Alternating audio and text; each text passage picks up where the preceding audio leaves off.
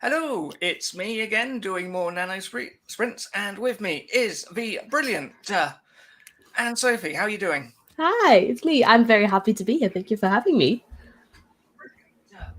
Oh my Anne god, I Sophie, have the stream open and it's talking to me. Okay, now I it's think that muted. was me. Sorry. You're all good. Why don't you tell us a bit about what your project is and what you're working on, what your goals are?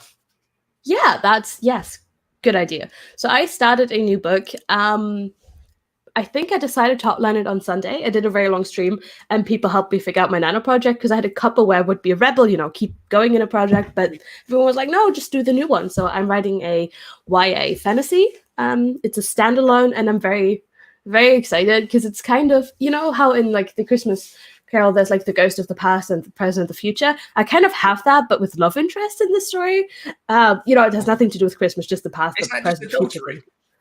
What? Isn't that just adultery if there's no, it's no, it's very like they all know what's going on. I just that's wanted to fine.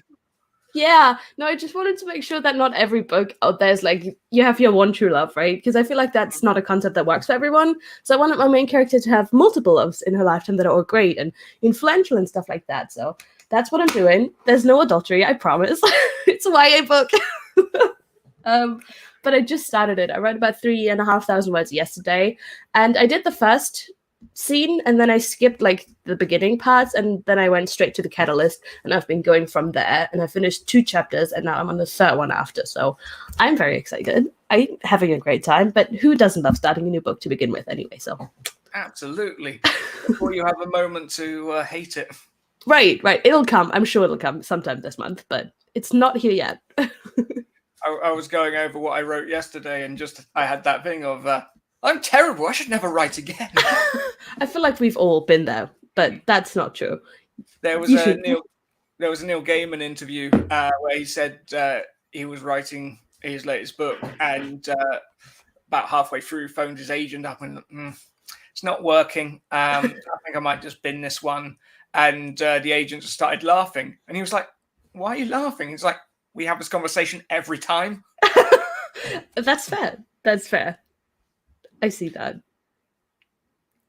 But yeah, it's fun to be writing urban fantasy. It's fun to be writing something in contemporary setting. I do a lot of stuff on spaceships. Oh, I love spaceships. Oh, they're wonderful. If you like spaceships, McMurdo Rift, co-written by me. Hey. That was for anyone watching. If I was just plugging into you, it'd be awfully crass. It's all good. Okay. Hello, Kira Gregory. Thanks for watching. Yeah, Kira's my work buddy, and Kira's already been awake today, but like, do you want to work? What's going on? And I have not been here to work. Oops. What are you working on? So I am working on an urban fantasy called Prophecy Dawn, which is about your typical 16-year-old chosen one when she's in her late 30s and no one really believes her anymore. And suddenly her powers are returning, and so is the dark forces of darkness. And she has to find out why. Oh, I love that. Oh, that's a great spin on that. I hope so. Intrigued. Are you also just starting for Nano, or have you already started before? No, I've just started. I came up with the idea about a year ago, and it's sort of been kicking around my brain. Last year, I drafted 3 books in my series with the spaceships, and I'm like, well, I don't really want to jump off and do something else, but I've got a bit of a gap in my schedule, so I thought, yeah, that'd be a great one to do for Nano. I'd really like to put it out as a serial. Oh, it's like I love the idea of just like releasing a chapter at a time and sort of like getting that instant feedback. Vela would be the obvious option, but that's not available outside the US. So yeah, that sucks. They hate us. They do. It's interesting because usually Amazon expand these things quite quickly, and people seem to be having quite a lot of success on this, which, because a lot of people were like, well, there are all these free platforms doing the same thing. Why is anyone going to go for it? It's not on Kindle, it's just on your phone. Yeah. But yeah, maybe they'll expand it. Maybe I'll find something else. Who knows? I mean, hopefully they'll expand it. I feel like I understand where they're coming from, not always rolling everything out to everyone, but also, come on. They should also fix their whole Kindle Unlimited thing, because that's not available everywhere. Kira's in Malta, and she says she can't have Kindle Unlimited because they just don't have it there. Like, what's that about? Yeah. We didn't even know when we had it good. That's true. See, that's just what she was saying. Yeah.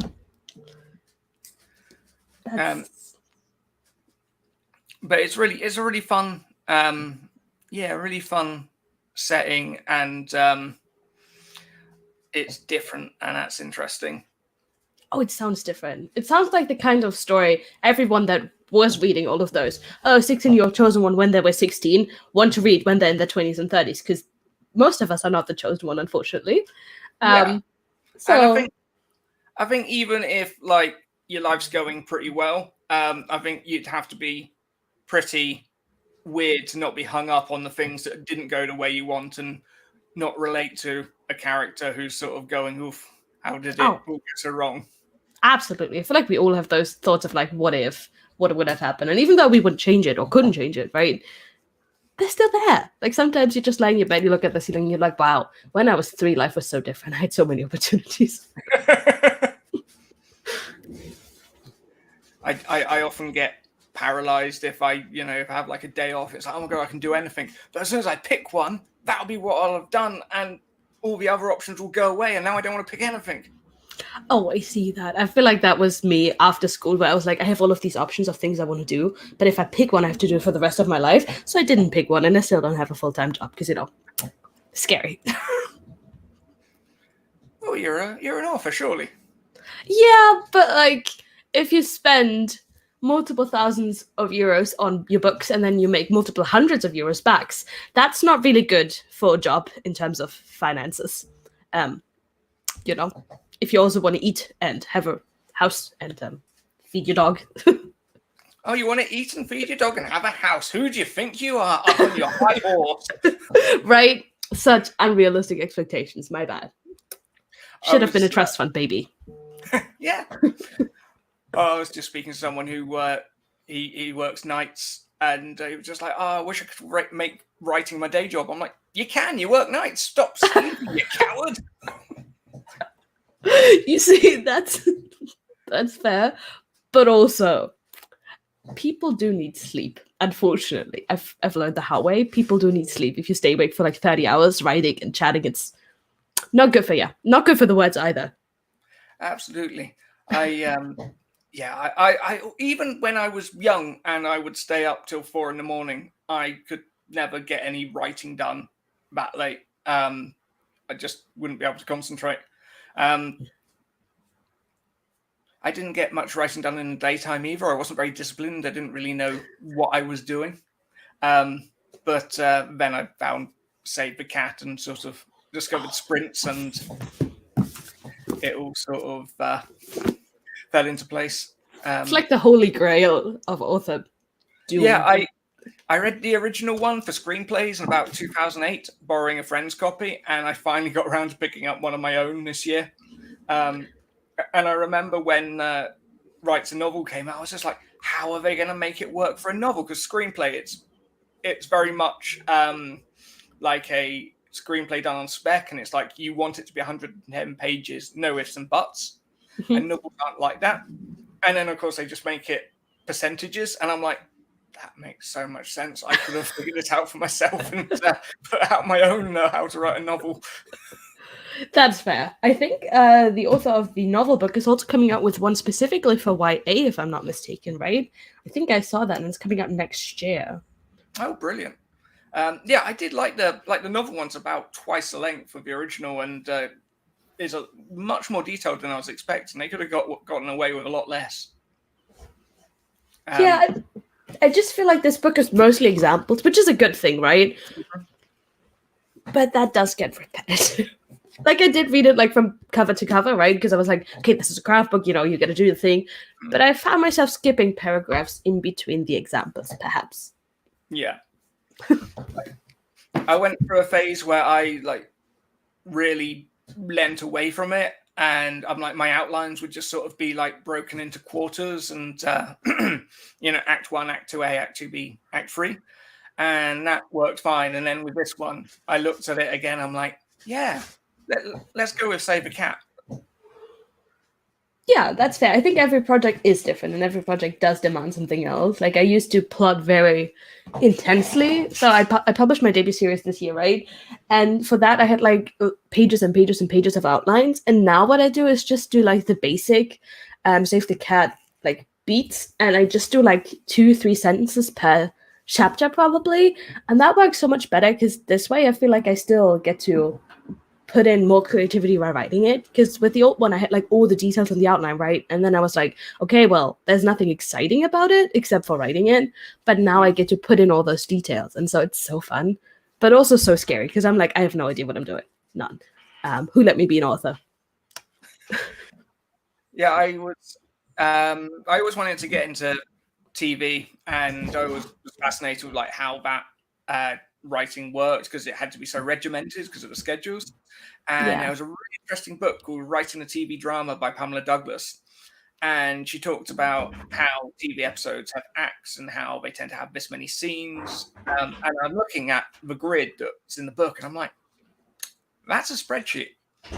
So I basically, you know, came up with spreadsheets for outlining stories, and it works really well for me. And writers hate it and gang up on me. See, but what you could do with that is write a book about how to write a serial using those spreadsheets. Because serials are kind of like TV episodes, right? Yeah. I'm going to take that and run with it. Do I get credit? Ooh. Not even in the acknowledgements. How rude. Hello to Writing Violet. Thank you so much for joining us. Hey, Violet. Speaking of writing, shall we go for our first sprint? I think, unfortunately, we should. Every time I'm on a stream, I'm like, we could just chat for 2 hours. We don't have to write, but that's not very productive, is it? No. One of these days. I've got one of SD Houston's countdown timers going. The autumn leaves, and so pretty. I am going to dictate, so I am going to turn my camera off and hopefully my mic. We'll let you know after like 3 minutes if it's not off, I promise. My biggest fear of in the land is just having a mic on and just everyone hearing me going, I walk over there and I dictate maybe. I see that. Just make sure that you mute your mic on every possible instance. Like I think I can mute it on 3 different levels, and then forget to turn it back on when you come live, and then you. That's the other thing. There's movement for people who dictate, not movement, but people who write via dictation often talk about how great it is that you can just take a recorder and go off for a walk in the countryside and write your book and have a nice walk and what have you. And I don't live in the countryside. I live in a city, and I've tried just like getting a recorder on my phone and just, it looks like I'm having a conversation, until you realize there's someone right behind you listening to you say full stop, comma.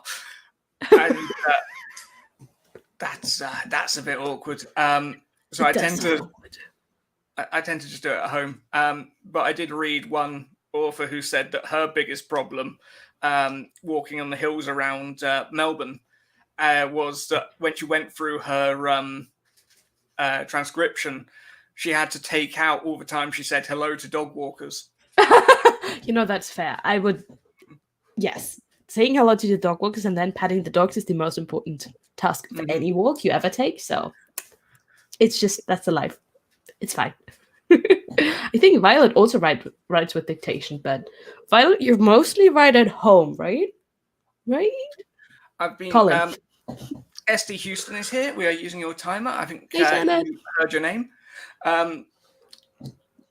I don't normally talk about dictation because either people go, well, surely that's cheating, What? or No. they go, oh yeah, I love the idea of doing dictation, but you have to speak the punctuation, and I don't want to do that. Oh, it never works for me. And I'm like, I don't care. I mean, I don't think you have to. I think Violet doesn't do her punctuation, but she's like watching what she dictates and then puts it in manually. I never watch what I'm doing because it slows you down quite considerably. That's fair. If you just want to get the words out, I see that. And I mean, you have to read the manuscript another 17 times anyway before it's, anywhere near ready. So I mean, that's the thing is people go, oh, but then you have to, spend more time editing. And it's like, who's doing these perfect manuscripts first draft? John Scalzi is doing that, but yeah, no, I was talking to a friend recently, and he was talking to his dad, and his father was like, yeah, whatever, basically saying like, don't you write the perfect book on the first draft. And I laughed so hard when he said that, because like that's so far from what being a writer is. You spend significantly longer editing than you do like writing. I mean, in most cases, but so far from being an author. This is why I have a writing partner. I'm just like, that's your problem. I'm off to do another book. That's very fair. That's very fair. I don't think I could work with someone else though. Like, you have to be able to accommodate, right? Like, whenever they say, "Oh no, this doesn't work," you have to be like, "Well, okay, fine, we can change it." How do you do that? Just give up your idea, let it flow? What? Can't relate. I like most of the time I'm able to just use my force of will to get my way, but now he's getting ideas above his station, and he's like, I think we should make this change, and I'm like, no, and he's like, yes. I'm like, this doesn't normally happen. The ending to the first book was originally going to be a more Star Wars space battle to in my draft to be like mirror the opening, and he went in a completely different direction. I'm like, you took out my space battle, and he just gave me this whole spiel of well, I think symmetry appeals much more to authors than it does to readers. Fair. I'm just like, that's your excuse for everything, Malcolm. I mean, if it is a good excuse, I think. As writers, we tend to not be readers as much in our own works, so I see the point. I see the point he's making. Yeah. And to Violet, I would say I always now turn my camera off if I'm dictating, because I did one of these once and I came back and it was just someone who'd spent 20 minutes in the chat going, it's not working, they're talking and I can't hear them. Oh no! Oh, that's unfortunate. Oh, I hate that. Anyway, I just brought some coffee, so now I'm actually good to write. I found a bottle of caramel syrup in my kitchen, so I'm happy and slightly hyperactive. Love that for you. Well, I have iced coffee with oat milk and vanilla syrup, so. Okay, let me just put my recording app. Yes, let's do it.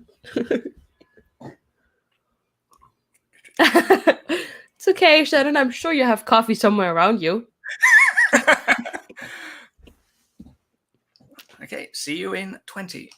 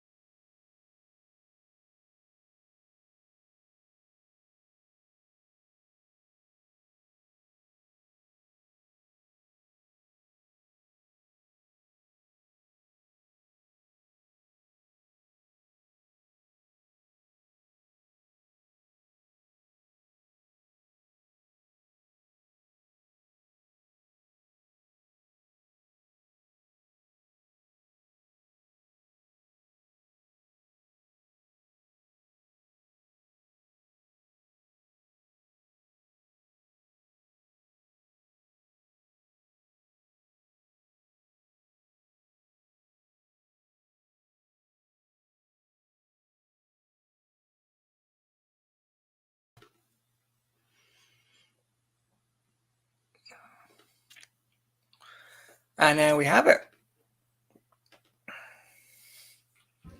Hi, sorry. No worries. How'd that go for you? Terribly. So I went to open my document and I wrote 22 words, and then I was like, how does this kingdom look? Like, how big is it? Because I was talking of enemy troops. So I was like, where would they be located? Are we at the border to a different kingdom? Are we not? So I opened Incarnate, and then I wanted to start making a map, and I looked at all the nice stickers that they have, and then I was like, maybe I should get the pro version of Incarnate. And so I might just have opened the PayPal window to pay for that. So it didn't go well, but it did. This is like the first author expense I have besides paying my editor, so that's incredibly exciting. That's 22 words more than you had before. That too. How did you do? I got about 14 minutes in and got a message saying my camera had gone away, so then had to oh no, keep unplugging that until it decided to come back. That's unfortunate. That happens to me all the time. I don't know what's up with that. But once again, I've just rushed through all my beats. I think I need to put more detail in and slow things down. But I tend to have a note that just says, they do this. And then I have to do that. And then I'm like, oh, what am I going to do for the rest of the 20 minutes? I see that. But do you usually underdraft? Because that's what it sounds like. Like you write all the important stuff and then add all of the other stuff later. Is that usually how you go about it? Yeah. Whenever I see people complaining that they go long, I'm always just like, you lucky bastard. I relate to that. Yeah. I write short books. So hold on. My first book is like 70,000 words, but the other two are like 55. So they're like small books, right? Like teeny tiny. And then I was recently reading my friend Celeste's new book. It's coming out like next week, I think. And this is the dystopian series, right? And she writes contemporary YA, which, usually has less words, but somehow her novel is 90,000 words. And I'm like, how? What? So, yeah, I think Kira's at like 130 with her current book. I just don't get it. Yeah. I don't get it. How? I think my first book was 79k, and then at the moment the second one's about 60k, and it's like, yeah, we need to put more things in. That's very fair. Are your books all YA or are they adult books? They're adult. Okay. So they should be a little bit longer, but yeah. They usually sci-fi tends to be around 90 to 100k. So like our sort of comp titles. So we're not too far off, and we haven't really had any negative feedback. So I think it's a good place to be. Yeah, totally. No.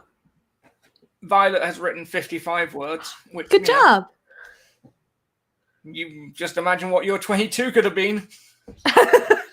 Okay, but see, I had a really good writing day yesterday. I wrote one of my sprints. Hold on, I can pull up my thing.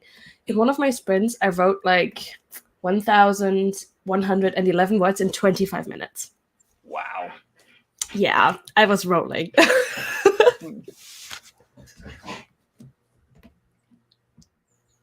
Also, hi, Nina. Sorry. Nina is trying to figure out a new project on day 2 of Nano. Oh, Nina, don't do that. Nina constantly starts new projects and then abandons all her other projects. It's a terrible habit. I got 716 words on that sprint, by the way. Wow, that's amazing. Well done. Maybe dictation really is the way to go. Oh, yeah. Of course it is. No. I don't know. Yeah, that was in under 15 minutes as well. Wow. Do you want to write more than the 50,000 words this month if you manage, or is that like a cutoff for you? Where you're like, okay, I've done my 50,000, I'm gonna take a break. I was hoping initially, going by the number of scenes, that I'd be around, like, so my beats tend to be around 1,000 words, and I've got 80 beats, and but I've been rushing through them, so I was hoping I might go longer, but now I'm just like, this might be a shorter thing than expected. Fair. But this is like, when I was planning my books, I had like A, B, and C, and even a D storyline. Wow. Where different characters, whereas this is all following one character. So it might be easier to, put in some other POVs later on and sort of see stuff. I probably need some stuff from the antagonist point of views. Oh, that's so interesting. Why wouldn't you write it now? Because I'm like, if it's not in the first draft, it's not happening kind of a thing. And that's what I struggled with for my last project. I was working on a new adult fantasy. And I just entered Act 2 and was like, shit, I need a second POV. And that completely threw me so off the rail that I haven't touched that project in a month. So it's so interesting to say that you'd just be like, oh yeah, I can add the second POV whenever. No, you can't. You do that from the beginning. There was a film in the 60s called Day of the Triffids, and it came in short. So basically, it was a zombie film with flowers. And oh yeah, it's brilliant. It's what's his name? Wyndham was the author, wrote the book, and they basically everyone looks at a meteor shower and goes blind, except from one guy who was in hospital having his eyes done, and there were these flowers attacking people the next day. I need that. And yeah, David Triffids. But the film came in short, so they just wrote another plot about a couple of characters stuck in a lighthouse who never interact with the rest of the film. And what? It's always been like, if I'm ever short, I'm just like, we'll David Triffids it will be fine. You know, that sounds oddly motivating, if I'm being honest. If they can do it, we can do it. Yeah, absolutely.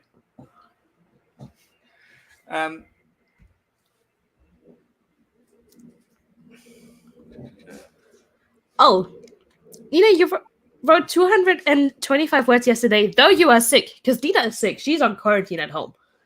Blimey. Don't feel bad, Nina. Kira's at 138,000 words. What? Blimey.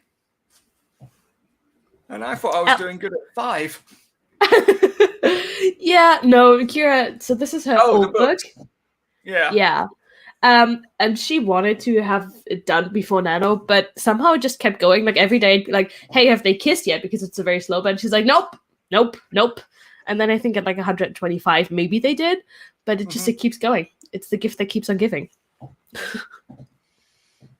I know someone who they've written a book that's about 155k, and I'm just like, can that be 2 books? Because that's what I keep saying. I mean, I pulled out all of my, like, not just indie books, but a lot of books for like maps to look at. This is Emily's book. Compare it to my book. What? This is massive. This is probably the size of all 3 books in my series together. And this is just the first one in the series. I'm like, what? How? Emily was a massive help when I was designing my first cover. And I was just showing her my different passes and just being like, does this look like a crap cover? Because I stop if it looks like a crap cover. No, I think your cover's very beautiful. Yeah, well, not initially. That's fair. I had the hardest time finding a ship element because, like, a lot of people, they will have a 3D model, and you can buy a 3D model, but it will be a couple of hundred, and then you have to, open it in 3D software and light it and composite it, and that's like, that is outside my skill set. Like, I could probably figure it out if I had to, but then it turns out you can just buy renders of the ship as a JPEG with or like a PNG with transparency. So and that was very cheap. So I just did that. That sounds good. I think Emily completely designed her entire cover herself, right? Like I saw mock-ups of older versions. That's crazy. That's crazy. I could never. I have a cover designer, and I'm very happy with that choice because I could not. But yeah, I think this cover came out exactly how it is. Like we changed the font, but everything else, this is just the cover that I got, and I think it's beautiful. Like Mandy did a fantastic job. So, just one more thing I don't have to deal with. It's one of those things where it can be, you can pay a lot of money, but actually you can pay not much money and get some really good stuff. Yeah. I know Richard Holiday uses someone on Fiverr who does far better work than what they're charging, which suggests they probably won't be doing it for much longer at that price, but and nor should they. No, I think Mandy once said, like, once you start to book out months in advance is when you need to raise your prices, because then your skill set is exceeding your prices, which I think is very, very true and very valuable. I think she's also recently very surprised. I think I paid like $250 per cover, but then I also got hardcovers, and then I also got German covers that were additional charges. So my hardcovers look different. Do I have one? I don't think I do. I think they're all over there. I have a proof of my hardcover. Maybe. Perhaps. Possibly. Oh, yes. There we go. See, my hardcover covers are different. Nice. Yeah, they don't really fit the vibe. Like, I changed something major about the story that involved the syringe, and now the syringe is no longer there. Oops. Stuff like that happens. But that's it pretty. I was very mercenary with my covers in that it's a marketing tool, and the ship isn't going to be a representation of, I'm not saying that is the ship and that's canon. It's, a nice looking cover, and that's its job. Yeah. And what I always say is look at your genre, look at the top 100, and see what is consistently there. Because you want to fit in with that, and also scale it down to how it's going to look on Amazon if someone's just scrolling through, and make sure it works for that. Yeah, that's good advice. I also just don't think that a lot of us can afford necessarily. Like, you could get everything hand-drawn, like you said, like the couple hundreds for the ship, for it to be, made to exactly fit your things, or you could do custom photo shoots with people. You could have character art, but all of that is going to cost hundreds and hundreds and hundreds, and chances are in the beginning you're definitely not going to make that back anyway. So get a nice cover, but an affordable one. That's the thing is, the people who are paying that much are paying for exclusivity. They don't want the same model being used on other people's books. They don't want, anything that people have seen elsewhere. And if you're at a certain level, there's probably an advantage to that.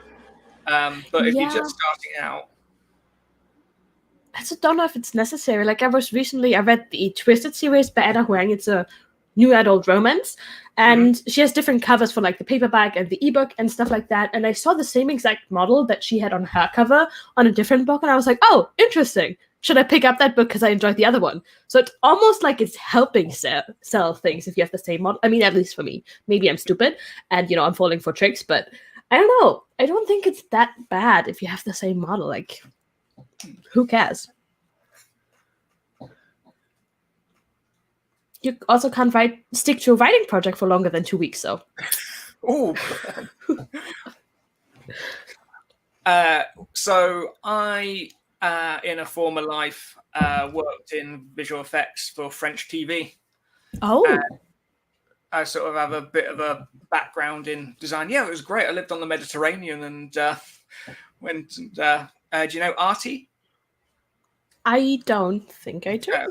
French network kind of documentaries and stuff. I don't know if you can see him, but my dog is standing there at the window. But they are prone to do that. Anyway, sorry. So yeah, that's sort of my background in design and that sort of thing. And basically, I was looking how to do planets in Photoshop, and the I think you've been called out. It's okay. Nina knows I love her. It's fine. And like, it wasn't really giving me the look I wanted. And then I realized that I knew how to do it in visual effects software. So I did. So my covers are all done in After Effects, which is not usually recommended. If it works, right? Once I'd got that scene together, I realized it was... hello, doggy. He always does this thing where he hides his head. He, once I'd sort of done that for the cover, I was able to animate it. And I'd sort of done the heavy lifting, so I was able to do some other planet scenes, and that's how my trailer came together, which, if you look on my channel, is the the pinned video or channel trailer. I'll do that. Which again, I wouldn't recommend everyone run out and do their own covers, but if you do, sort of have a bit of an eye, if it's not a completely new thing, and you're willing to let someone tell you, no, that's not good enough, don't, stop now, then, and that's the thing, it's what's the term? The more you know about something, the less you think you know about. The more you know about something, the less you think you're good at it. Yeah. So if the more you're willing to have someone tell you that you're not good enough and to go and hire a professional, the less likely they actually are. Dana Krogan, is that it? I'm completely butchering it. But yeah, and don't do book trailers unless you can do them well. Yeah. Because I see so many which are just some stock video or stock photos with the text of the blurb, and you're just like, that's probably not as enticing as you might hope. Also, a lot of people just use photos that they have no rights to, which is kind of illegal.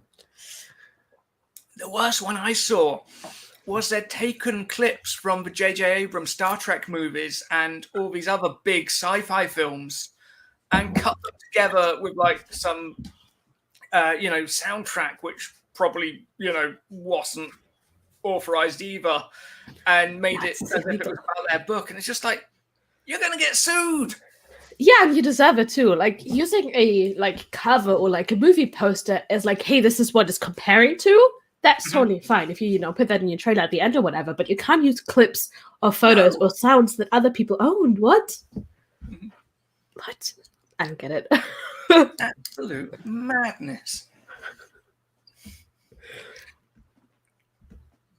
But yes, design your own covers unless you don't. The cover of the thumbnail for this video, I actually knocked out of an AI. You did? Yeah, Mid-Journey. Interesting.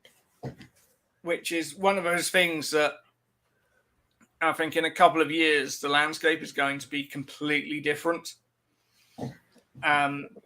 It's in a very awkward position right now because it's so untested. And I was watching a video the other day with a lawyer which basically said, the art that is created is basically the computers looked at thousands upon thousands of images, and you say do something, and it thinks, oh, something kind of like this, and it's not taking anyone's art, it's not using anything it shouldn't be using, it's just looking at it and using it as inspiration. But sooner or later, basically the lawyer's point, sooner or later someone's going to turn around and say, oi, that's too close to my work. And there's absolutely no precedent for this. So I don't know if I'd actually use it for a book cover. for like your main product, but for social media stuff, it's one hell of a tool. And absolutely. The stuff people are doing with like character portraits is, really mind blowing. Yeah, I think again, like especially when you're just starting out, stuff like that is so great. And then once you've made it in quotation marks, like once you do have that type of income, you can then invest that in, real character art in quotation marks, like pay an artist to do your character art for you and then use that. So yeah. I know people who are using it to sort of come up with concepts that they can then give an artist and say, like this. Yeah. And that's really interesting. I think that's great. Yeah. When my cover artist asked me for reference, I had absolutely no idea. It was like, it'd be nice if I had like a specific color and like I want these two people on there, and then you do you. I don't care. So yeah, I think the issue you're gonna have is the people who are, understanding the latest technology trends don't tend to be high court judges, who are quite often at the opposite end of the spectrum. Yeah. I remember about 10 years ago, there was a member of the House of Lords who was in a session and was absolutely gobsmacked that they were able to go on a computer and someone could put in their address and see a picture of their house. It's like, yeah, it's Google Street View. It's been around for a while, actually. That's true. Yeah. I don't know. I think also the problem with like created art, like, is that you should technically value like the art done by a human over that, but where do you draw the line? Like the computer could have created the same type of art 3 years ago, and then now the human goes and creates it without seeing the reference, and then should the human art be like the real one and the one that gets to take it, or should the computer one be the one because it was there first, though it's not created by a human? Like it's all of these nuances, and I think people have to figure it out, but they're not going to do it anytime soon. So there's going to be a lot of trouble. I do think it's a shame that, there are artists who are going to lose work to the machines. And, sooner or later, the machines are going to come for the writers. Absolutely. I don't know that there's much that can be done. But I think it will let people be able to use art who otherwise wouldn't be able to afford to. Yeah, which is... I think art should be available to everyone. I don't know a way to do that, but it's nice that, computers do give us the option to be more fair to everyone, in a way.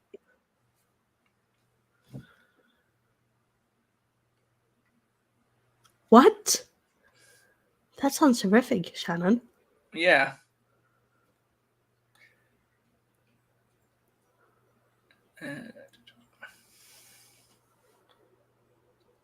That's crazy. Yeah. Friend of the show, Victoria Wren, did some stuff on Art Breeder, and absolutely mind-blowing what it can do. It is. Whenever you see like old painted book covers from like the 90s before everything was photoshopped, I always wonder who the people actually were that they've painted. Oh, that would be interesting. I recently read... Sorry? There was because I'm cool, there was a Star Trek tie-in series where it was mostly completely original characters, and apparently the guy on those covers was just the neighbor of the artist that posed for him. Oh, I love that. That's so fun. I recently read The Invisible Life of Anne Sophie, which is about this girl who can't be remembered, and she's a model, right? And then she goes to this like art gallery, I guess, and then there's a photo of her that someone drew, and like no one obviously knows who the inspiration is, but she does. And it's such a moment where like this could literally happen to any of us. We don't have to be immortal. We don't have to not be able to remember it. But you could just be walking down the street and someone would be like, oh, I'm going to draw that person. And you'd be like, okay, sure, what? That's so weird. But fun, but weird. Yeah. Yes, I always find it crazy when artists can just draw someone without reference, who's not based on anyone. Yeah. I mean, that's Although, even... Sorry. Have you seen The Boys, the Carl Urban Amazon show? Oh yeah, I love it. Oh, it's such Have a you good read the show. comics? I have not. I read the first one about a decade ago, and one of the characters is actually they sort of used the likeness of Simon Pegg, because at that point he'd just done some British sitcoms, and the artist thought he was pretty safe in this is someone pretty obscure that no one's ever gonna recognize. And then of course he blew up huge, and also massive comics fan, and luckily he loved it rather than suing them. I mean, that is the danger, I guess, of using real life people for inspiration. Oh, I love that though. Oh, I should get the comics. Are they good? Are they worth it? I preferred Preacher to The Boys, but if you like the show, you'll probably like them. Yeah, I've only read DC comics so far because I'm a pretty strict DC versus Marvel. But also, I'm always just like, where's the DC section? Let me go there. So I tend to read more independent stuff. The best comic at the moment is Saga, which is about these two soldiers from opposite sides of a space war, and the first scene is of one of them giving birth. That's out there. And it's narrated by the baby. What? Who wrote, like, as a flashback. Right. That's weird. I like it. But yeah, absolutely brilliant. I kind of dip in and out of comics. Like I'll read a load and then forget about it for a few years, and then be like, more comics. That's fair. I do that too. I also think it's just, that comics are so bingeable to me, where I'm like, I want to read at least 4 volumes if I can at once. So you wait then. That's the thing is, as they're coming out, it's pretty, can be quite difficult to catch up with them, especially if the release dates keep slipping. Yeah, but I also see it. Comics is not just the story or just that. You have to combine it. I can't imagine how much work goes into them, and I'm always so impressed. But also, I'm like, come on, get your asses together. Come on, I need it. Give it to me. I wrote a comic once, but it didn't get produced. But I'd love to sort of do something one of these days. Yeah, it was about a mermaid who was also a detective. It was called Mermaid Detective. That's fun. A detective in the sea or a detective on the land? Out on the land. She had a wheelchair and an apartment in the local aquarium. I love that. Oh, that's precious. Big fan.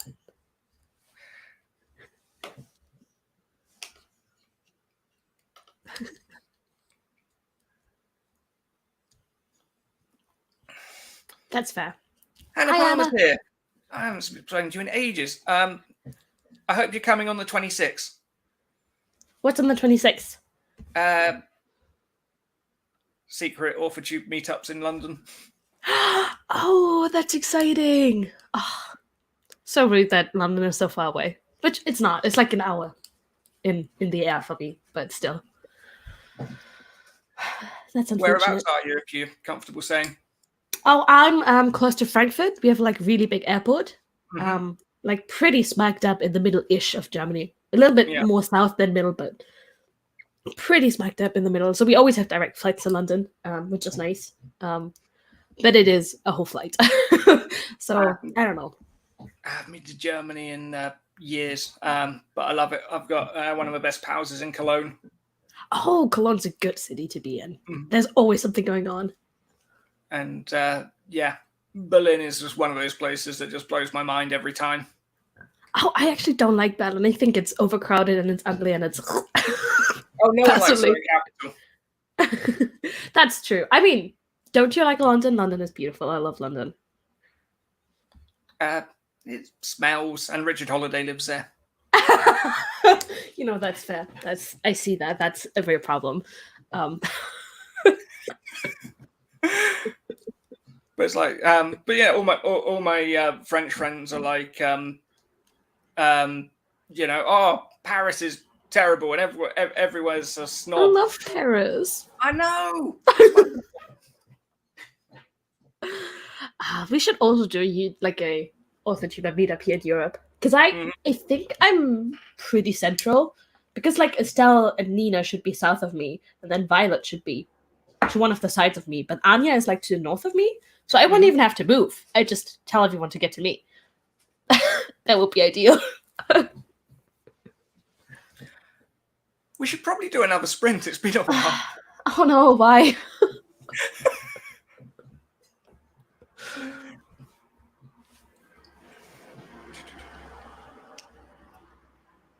Bye. I hate StreamYard. It's okay. I mean, I feel like it's better. I was on Estelle's stream yesterday with John, and Estelle's like, well, she always uses the Google Meetup things, and she's like, they're changing things, so now you can only do an hour of that. So for her next stream, she's gonna have to do 2 separate ones, where she does like a first meetup and then a second meetup, and it sounds so complicated. So I'm like, well, StreamYard sucks sometimes, right? But at least it's easy. Yeah. At least it's easy. I've been looking into ways you can do it on OBS, which I used to really know my way around, and now I haven't used in a couple of years. And it's complicated. Once you've got it all set up, it's great, but there's a lot of plates to get spinning before you get there. Yeah, even just easy stuff on there. Like I use it to record like screen captures and stuff like that with my voice recording, and even that sometimes I struggle to set up. I know Estelle does use it for her streams, but I feel like there's always a problem. Shannon, wasn't there like a problem with your guys' stream where you couldn't hear each other and you had to postpone it? I think because OBS is just so like you think it works, and you know you even try, and then like 2 minutes later it's like, nope, I actually don't want to work. Thank you, bye.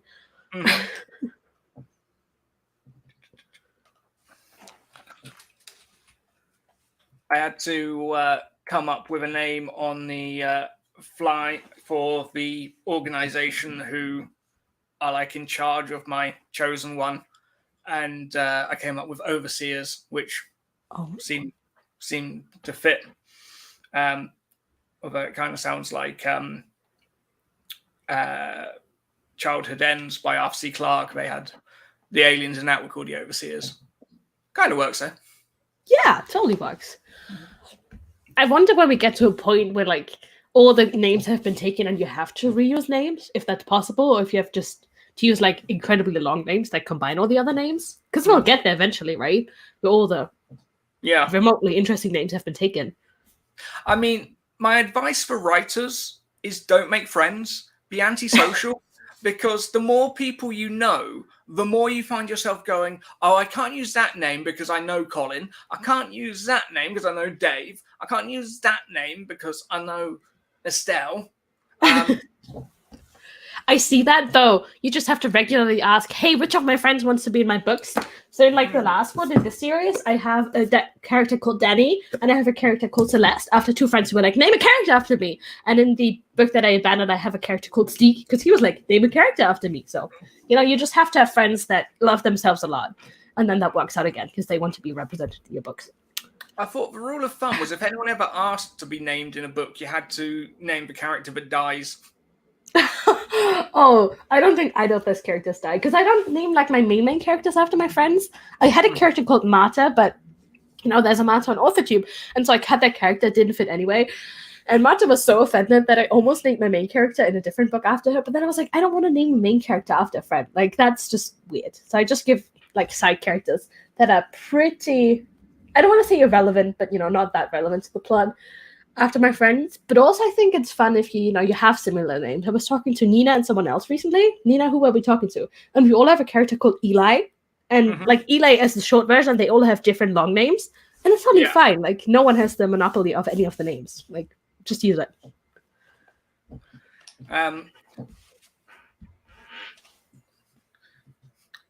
I will now put a character in called SD Houston. I think it was more about the Shannon being, you know, one end. I think we talked to Cass. Yes, we did talk to Cass about it. We all have a character called Eli. Anyway, I feel like you wanted to start the sprint like 3 minutes ago, and I've just been babbling, so please go ahead. Every time I almost click on the StreamYards to make the YouTube play. Every time. That's fair. They should just have a feature like that. They should. See you on the flippity flop.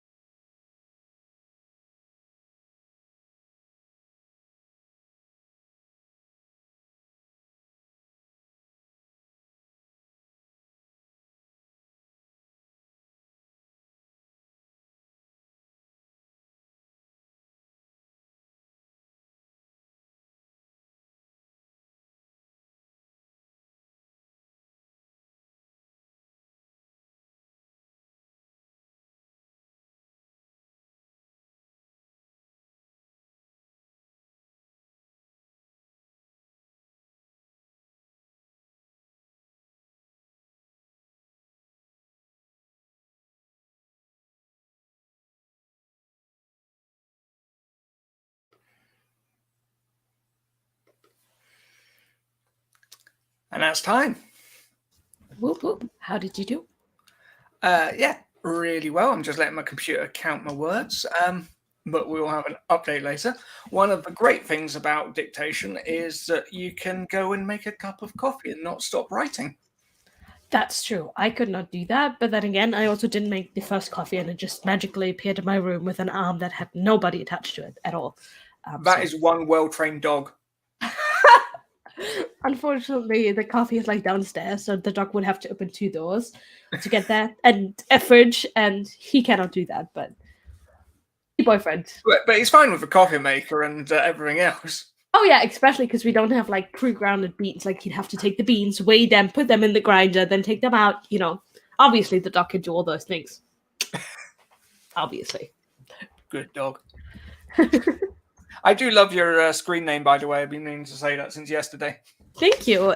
I didn't come up with it. It was someone else. I think it might have been Danny, but I like to take other people's ideas and run with them. So yeah.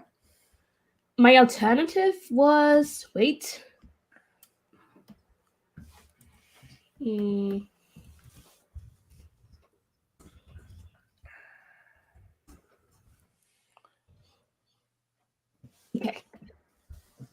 How are we feeling about that one? It doesn't currently apply, but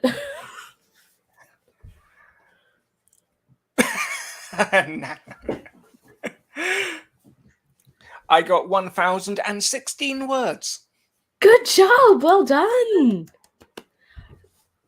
So you're almost like to the halfway point. Not quite, but almost.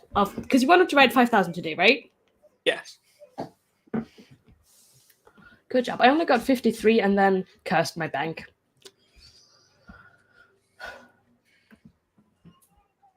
It's the power of dictation. It is the future.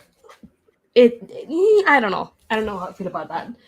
I don't like it, but that's a personal choice, I guess. Just going to drop that into Scrivener. Do it. I'm trying to email my bank.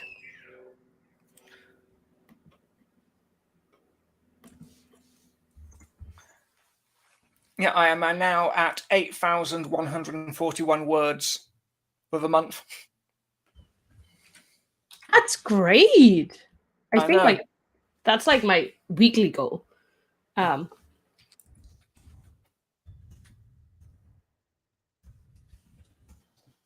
I don't know. I'm at like not even 4,000 yet because I didn't write today, and I keep getting distracted by stuff that's. I mean, it's not important, right? Like I need to pay a bill, therefore I need to log into my bank, but my bank is just, they have a new app for the online banking and the old one doesn't work anymore, but they put like a TAN in the old one that I can't access anymore. And I need that TAN to log in. Oh, bloody hell. Yeah, so I would have to go there, but obviously it's Wednesday today and they're closed. So that's just great. I love that for me.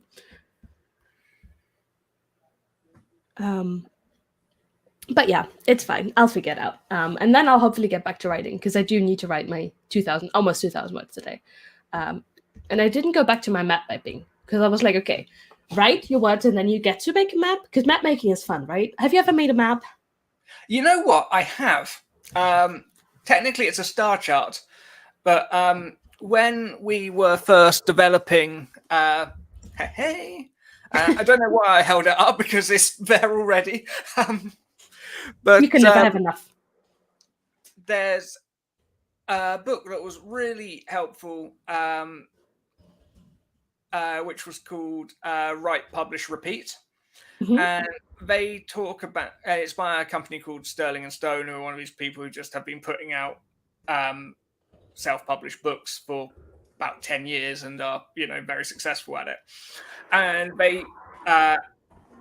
actually, it's quite amazing that we found someone else who was in a similar situation to us, where you had groups of people looking to do projects together. And we knew we wanted it to be an ongoing series, maybe a trilogy, maybe more. And so we looked at it like developing a TV show, rather than writing a story and then trying to write a second story and a third story and hoping that keeps happening.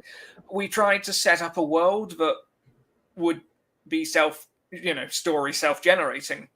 So I looked at shows like Babylon 5 and Deep Space Nine that do a really good job of setting up a little corner of the universe where story happens and growing out from that. Babylon 5 is this brilliant early 90s space opera that was made for about $10 in good intentions. First show to use CG for space scenes, and it kind of shows. But I love it. And it takes 3 or 4 seasons before they start expanding away from like where the station is based and seeing like the wider universe. And that seemed like a really good way of doing it, where we'll spend a couple of books setting up the McMurdo Rift, and by the end of it we'll be seeing all these different places that the different races come from. So when we were developing that, I came up with a map for the McMurdo Rift, and I just took like some nebula pictures and then put a grid and some lines over it.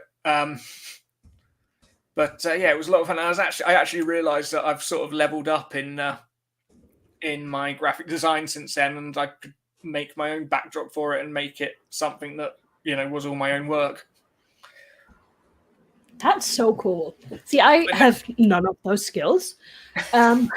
I just use Incarnate, and it's great, which I feel like everyone in the chat has been suggesting, because it makes things so easy for you. But I don't know if they have like anything for like stars and stuff. It's mostly like, land and water and cities and stuff like that. So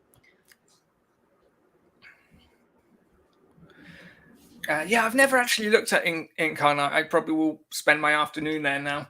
I know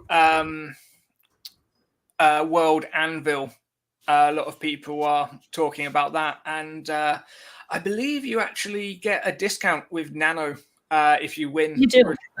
So that might be something people want to look at. But one of the things I would love to do, which would probably take a lot of time and be more effort than it's actually worth, is to make deck plans for the main ships. Oh. And just make it like really easy to remember what's where and be consistent.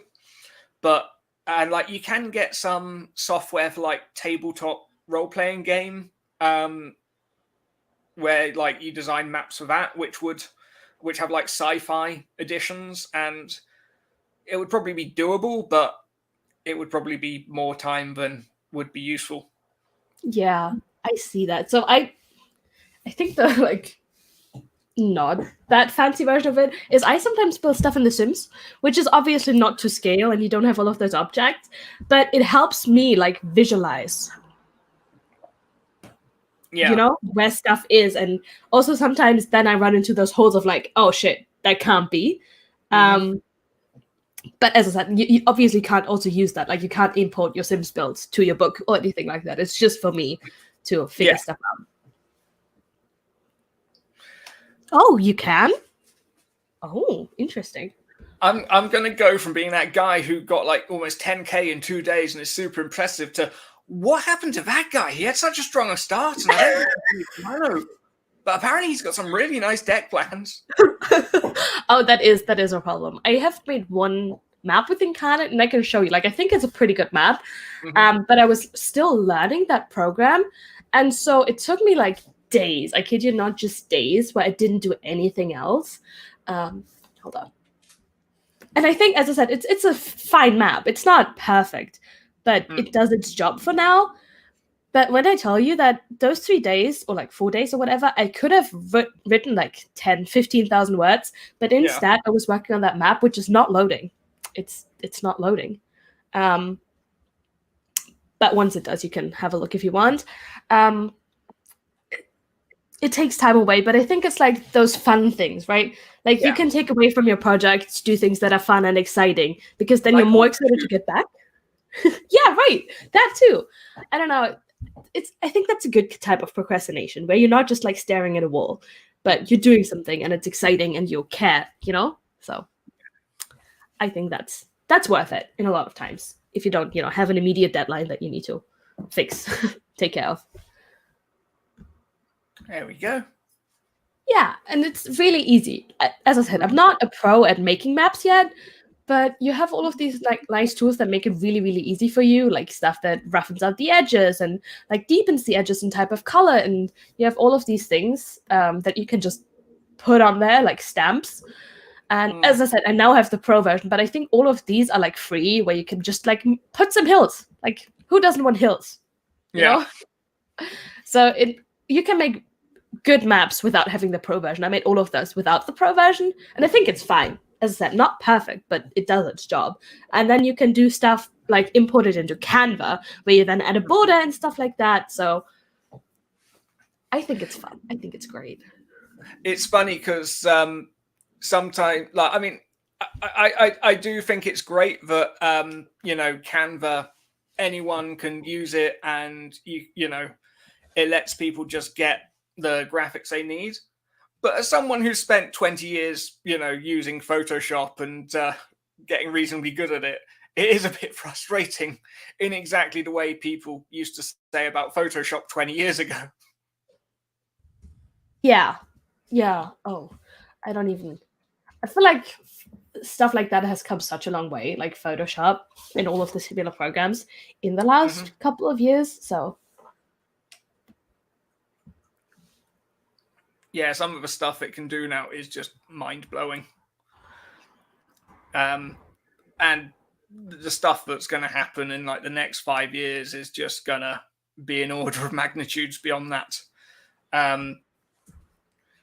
Until someone does a deep fake of someone announcing that they've launched nuclear missiles, and it all goes. And then we all die. Yeah, that is always a worry. It's Someone sent me a video yesterday, and it was one of my old profile pictures, and it was singing a song. Yeah, like it had taken the words to the song and it had animated the mouth, and I was just like, kill it. Oh, that's fun. Like, I've seen like some people like impersonate celebrities dancing to stuff, and I've always been like, that's so weird. And so like I don't know, I feel like that's overstepping a lot of boundaries, right? Yeah. So I think it's uncomfortable. Useful in some ways, I guess. Like, I don't know, if an actor can't make it for a scene and then you can do that for a movie or something like that, that's contractually agreed on. Yeah. Totally fine. But everything else, I'm just like, that's uncomfortable. Makes me uncomfortable. I found it quite funny when they reanimated Peter Cushing in Rogue One, and people were like, oh, he didn't give his consent because he's dead, and that's terrible. And it's like, is it though? And then his agent, who was like his next of kin, who was basically like, no, he would have loved this. Yeah, and isn't it kind of the same thing? Like, if an actor dies while filming and they still use those clips, like, or like manipulate those clips, isn't that kind of the same thing, where you could say, well, yeah, the actor didn't give like consent for those scenes to be used in that way, but the actor did sign on to that project, and the actor was part of that project, like the previous installments. Like, it is most likely to assume that they would have been fine with it. I do hate the idea of a work in progress being published, if I were to pass away. Yeah, that's different. Do you know Terry Pratchett? Yeah. He had his hard drives crushed by a steamroller. What? Yeah. That's... Wow. But I think the idea of like what would happen to my things is very interesting. Like, would someone else finish them for me? Because if you have like a co-writer, right? Your co-writer, like you, for example, your co-writer could finish the book for you and still publish it, because your co-writer assumingly knows you the best and would know where to go. But I don't have a co-writer, and I don't have anyone, that I have like a significant working relationship with. I don't have an editor that I've had for all the books, or like anything like that. Would it just end? Would just nobody ever get to read it again? Wow. I feel like I've started you down an existential path that's going to end in a lonely place. Headed straight for the existential crises of the day. Come for the sprints, stay for the existential dread.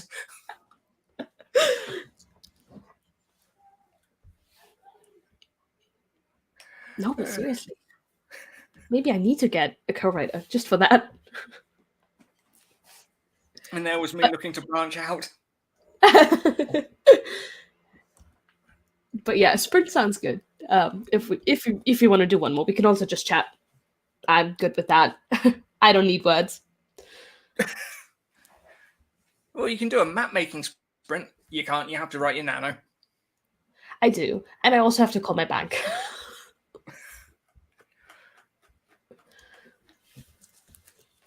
I think I'll call my bank, and then if I have more time, I'll write. And then once I'm done with all of that, I get to do some of the map making because that's fun after calling someone, which is incredibly scary as someone with a diagnosed social anxiety disorder. Oh, I've always hated talking to people on the phone. Talking to someone I've never met on a video chat, perfect. But calling the bank, nah. Yeah, but like, there's no expectation here, right? We're just two people who love to write. Whereas if you call your bank or if you call, I don't know, anyone else in insurance, you want something from them. So, no, uncomfortable and scary. When I was younger, I would, waste whole days just being terrified because I had to make a phone call. I relate to that heavily. Mm. And then I had a couple of jobs where I just had to phone people and it sort of sorted it. But it's still not my favorite thing. See, but I don't necessarily think it does sort that. Like, I had a job where I worked at... Oh, my dog. Where I had a job at, like, a day facility for people with mental illness. So, like, I had to answer the phone all day, like, to talk to their loved ones or to talk to other providers and stuff like that. And that was fine because it was work. But as soon as I got off of it and I had to make a phone call for myself, I was like, no, thank you. Absolutely the fuck not. Anyway, I'm doing it again. I'm stopping you from starting the sprint. I'm sorry. This is... That's okay. I'm just getting everything lined up. I've perfect. Finished the first episode of my serial, and I'm starting episode 2. Actually, 8,000 words for episode 1's not too bad. The plan is to sort of... I've done it in a really roundabout way. As I say, I was using a TV structure with the idea being that like each ad break would be what gets released. So it'd be about 2,000 to 3,000 words twice a week. And then each sort of 4 of those would be about 10,000 words. So I now feel better about where I am with everything.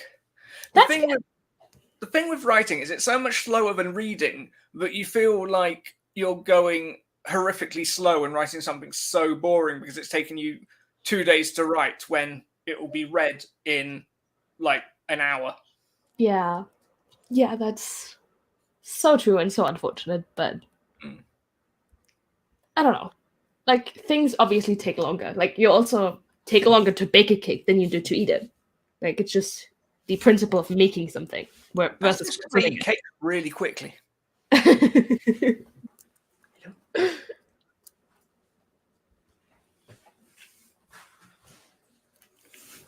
My cat's here. He doesn't want to say hello. He's French, very beauty. Yeah, I mean, I don't want to say that all cats are assholes to begin with, but cats definitely do have more of a mind of their own than dogs. If you call a dog, it'll come. But the fact it comes just shows that you don't really want it to come. No, I always love when my dog comes. He does, like, he runs around, right, and like he has an outdoor space on the balcony and stuff that he can always access.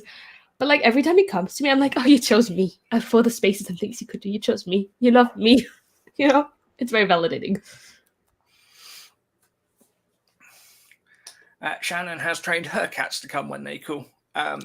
Which, if you watch back yesterday's stream, you will see she did a cat petting sprint. I love that for you, Shannon. Teach me your ways. I want to be able to call my mom's cats and they come.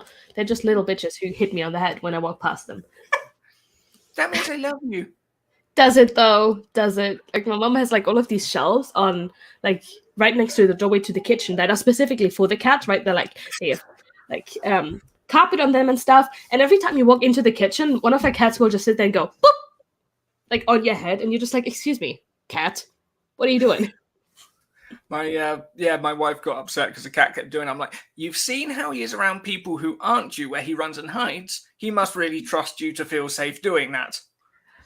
That's fair. That's fair, but also could you just not be a little shit while showing me your love? That would be great. Yes. You've done it again. I'm going to do some writing now. I'm sorry. I'm already gone. You're just sorry you got caught. Don't say that.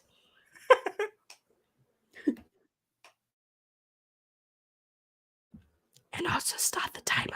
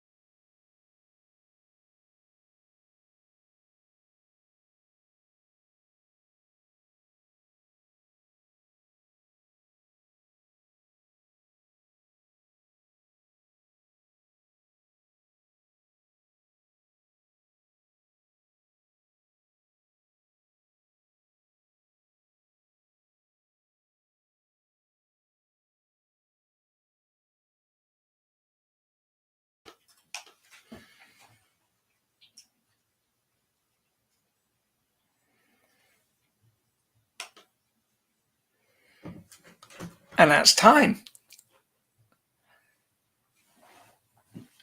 It seems I cannot be on time after spring on your channel, and I sincerely apologize for that. Never apologize. Never, ever, for nothing. No, if you can get away with it. Fair, very fair. How did you do? I had a really good sprint. I managed to not rush through all my beats and managed to get a decent amount out of all of them. So I didn't even finish early, which was a first for today. That's good. Good job. Yeah, just uploading that for the computer to transcribe. We should have a number shortly. What about you? I actually did right. I got 317 words, which is not That's much. amazing. Thank you.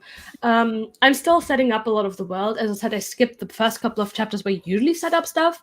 So I'm still setting up stuff, and I just introduced a new character, and I'm very happy. I feel like the vibes are there. Like we're in a cottage, there's pumpkins, there's tea. I'm loving all the fall that's happening in this book. So I'm very happy. If you've ever read Tinker Tailor Soldier Spy by how am I blanking on that name? His name's David Cornwell, but John le Carre.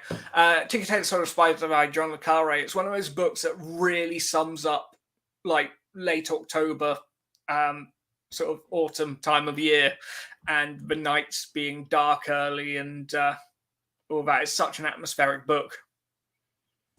It sounds very good. If you're into like your spies and whatnot, it's brilliant. And the film with Gary Oldman is wonderful. Oh, we love Gary Oldman. Yeah. And there's talk of that they're actually, I think they're going to be doing Smiley's People as a TV show, which would be amazing because it looked like that might happen like 10 years ago when the film came out and then it didn't. And Smiley's People is a great book as well, a lot of which is set in Germany. Oh, hey, home. That's where I am. Actually, the prologue to this book is set in Berlin, and it's getting blown up. So you'll enjoy that. Happy. I very much enjoy that. But I showed it to my pal in Cologne, and he was just like, "You're just using different words that mean the same thing over and over again." And it's like, shut up. Most people won't know that Alexanderplatz is a place in Berlin unless I spell it out. That's very fair. I mean, not to say most people don't care about geography, but I do think so. Especially like geography that's out of their way. Like, yes, people in Europe might know the other capitals in Europe, and people in America might know the capitals of the different states. But other than that, I think most people are like, I'm fine. It's good. It's all good. Also, hi, Casey. I think Casey joined us in the sprint. Hello. Nina got 132 words down. Good job. Cup of tea. Yeah, though she said she might just drink hot water with sugar, and I was highly offended at that. That's okay, Violet. You have more time to write today. Once your coffee's through. Nice. It's good when everyone's productive. I mean, if you have to be productive at some point. I feel like each of us got at least one productive sprint. Like Violet was productive this time, but she was earlier. And I wasn't productive earlier, but I was productive this sprint. So I feel like that's a good overall stat for us as a group, right? Oh, right. Yeah. That's true. Why are you adding sugar if you can't taste? Or can you taste sugar? Yeah, sugar tends to cut through when nothing else does. That's fair. Last time I lost my taste, I was eating a tuna sandwich, and that was just like water paste. Oh, that sounds terrible. Oh, I don't think I've ever completely lost my taste. That would be terrible. You couldn't even taste chocolate, could you? Oh. No. Such a cruel punishment. Yeah. Be sure to avoid anything that will take your taste away, kids. I text my writing partner during that sprint saying, look up Incarnate. And he was just like, oh, yeah, I've had a subscription for years. And I'm like, why don't we have deck plans? So, yeah, that's writing partners. So important. Not all they're cracked up to be. Yeah, their subscriptions are so affordable too. Like the yearly plan is $25. Oh, I mean, in my case it's euros, and then you have to pay VAT, so it was like 29 something. But for a full year, what? Mm-hmm. They're great. I bloody hate it when it's an American company and it says it's this price, and then you go to pay for it, and they're like, also, we want another 20%. And it's like, that was never part of the agreement, nor was giving Hand to his bounty hunter. Yeah, but I see where you're coming from, and I agree. Like, it's the same like when you're ordering something and then you don't know that, like in American company, and then you go to shipping and it's like $25 extra, euros, whatever you convert it to. But also, it's not really their fault. Like, they have to pay those taxes, and they do have to pay that shipping. So, unless they're Amazon, I usually give them, a pass. Mm-hmm. I mean, we have to pay the taxes, but we just tell you first.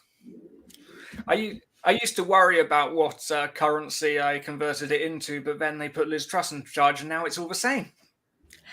It is. Also, the currencies are like, at least dollars and euros are like very similar right now. Like, there used to be a significantly larger like discrepancy, and now it's just like, oh, if it's 25 euros, it's $25. Yeah. And if it's £25, it's not that much far off. That's true. That's true. Though it used to. So I had an English editor first, and then I had an American one. And every time I went to pay my English one, and this was like a year ago, maybe 2. Every time I went to pay my English editor, I was like crying because like it said like 300, but it was like 350 because it was more. And then I went to my American editor, and it said 300. I was like, oh, only 250. And in the end, it probably came out like very evenly. But one of them always made me cry. One of them always made me very happy. Yeah, I need to go back to being paid in euros. I mean, you get paid in pounds? Yeah. That's interesting. Can you tell Amazon, or like wherever you have your books, I'm assuming it's Amazon, what you want to be paid in? I think it depends what your bank deals in. That's fair. But yeah, I suppose I could give them a. No, I don't have a French bank anymore, so that wouldn't work.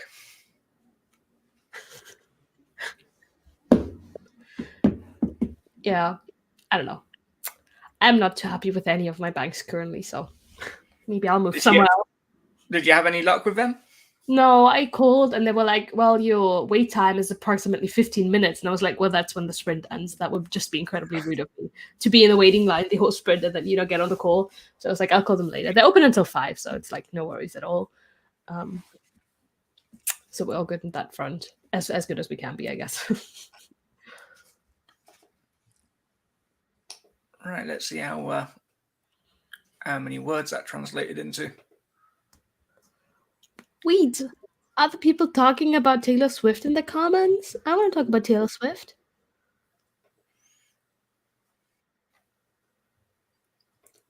So that sprint, I got 1,229 words. Good job, good job. Where are you overall? Hang on, let me dump that into Scrivener.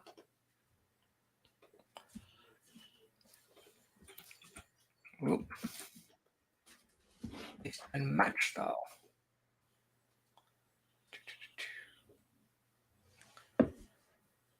I'm now at 9,369.